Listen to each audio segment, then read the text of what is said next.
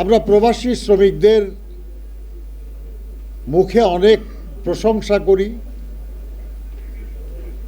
তাদের রেমিট্যান্স যোদ্ধা বলে মর্যাদা দেওয়ার চেষ্টা করি, কিন্তু তাদের কল্যাণে তেমন কিছু অন্য কেউ করে নাই। দেশনেত্রী বেগম খালেদা জিয়া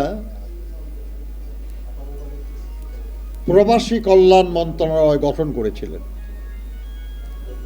অর্থাৎ প্রবাসীদের কল্যাণের জন্য একটা স্থায়ী রাষ্ট্রীয় কাঠামো তিনি গড়ে দিয়ে গেছেন, একটা বিশেষ আলাদা মন্ত্রণালয়, যার মাধ্যমে অনাদিকাল ধরে আমাদের যারাই প্রবাসে কাজ করবেন বা প্রবাসের থেকে কাজ করে দেশে ফিরবেন, যারা প্রবাসে যাওয়ার জন্য চেষ্টা করবেন, তাদের সকলের কল্যাণের জন্য এই মন্ত্রণালয়ের দায়িত্ব আছে। এই মন্ত্রণালয়ের কর্মকর্তা আছে, এই মন্ত্রণালয়ের বাজেট আছে।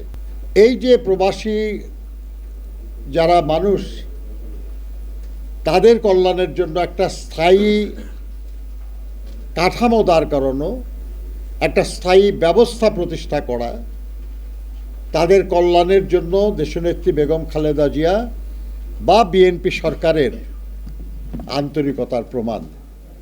আমরা বিশ্বাস করি যে প্রবাসে যারা আছেন, যারা ছিলেন, তারা তার এই অবদান চিরদিন স্মরণ রাখবেন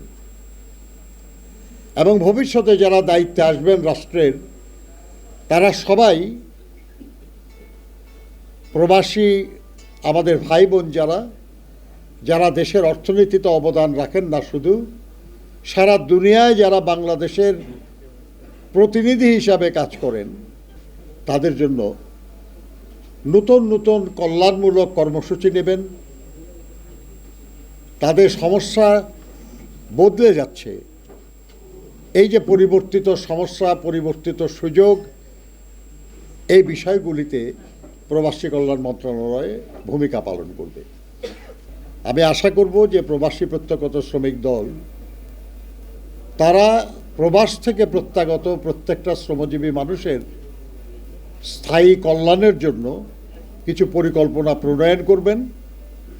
দেশের আইন, দেশের প্রচলিত ব্যবস্থা, দেশের বিভিন্ন প্রতিষ্ঠানের যেসব সুযোগ আছেই অলরেডি, তার আলোকে তারা কিছু পরিকল্পনা করবেন।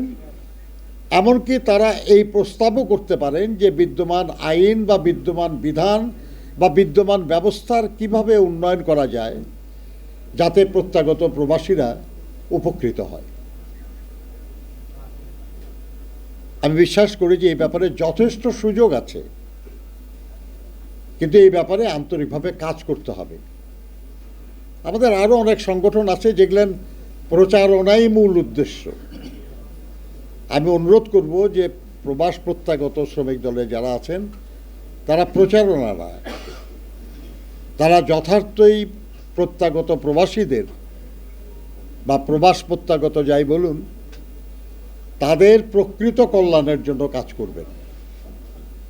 তাদের এমন কোনো পরিকল্পনা নেওয়ার কোনো প্রয়োজন নেই যেটা সঠিক কিন্তু বাস্তবায়নের জন্য এখন সামর্থ্য নাই। তাহলে আমরা মানুষের মধ্যে বেশি আশার সৃষ্টি করব এবং ব্যর্থতার কারণে হতাশার কারণ হব। প্রয়োজন নাই। আপনাদের সাধ্যের মধ্যে আপনারা যা কল্যাণময় কাজ করতে পারবেন, আপনারা সেটারই চেষ্টা করবেন, সেটাই বলবেন এবং চেষ্টা করবেন আপনাদের সামর্থ্য বাড়ানোর, যাতে ভবিষ্যতে আপনারা আরও ভালো, আরও বড় কাজ করতে পারেন। আমি বিশ্বাস করি যে আগামী দিনে যারাই এই রাষ্ট্র পরিচালনার দায়িত্বে আসবে, তারাই